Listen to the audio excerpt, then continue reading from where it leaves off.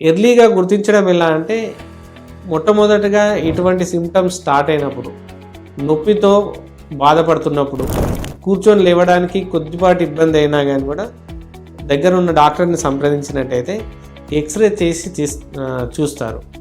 దానిలో నిలబడి చేసే ఎక్స్రే అనేది ఇంపార్టెంట్. ఎందుకంటే నిలబడ్డప్పుడు మాత్రమే కార్టిలేజ్ ఎముక దగ్గరకు వచ్చేస్తాయి. కార్టిలేజ్ అరిగిపోయినట్టయితే ఆ గ్యాప్ అనేది తగ్గిపోతుంది అనమాట. కార్టిలేజ్ నిండుగా ఉన్నప్పుడు ఎముక మధ్యలో గ్యాప్ మెయింటైన్ అవుతూ ఉంటుంది అలా. సో అరిగిపోయినప్పుడు ఎముక దగ్గరికి రాసుకుపోతూ ఉంటాయి. సో ఇది నిలబడి చేసిన ఎక్స్రేలో మాత్రమే కనబడతాయి.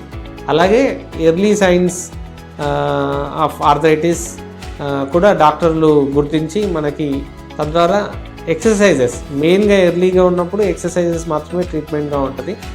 అండ్ యాక్టివిటీస్ అండ్ డైట్, కొన్ని మెడికేషన్ అంటే కీలుకి పోషక పదార్థాలు కూడా ఉపయోగంగా ఉంటాయి.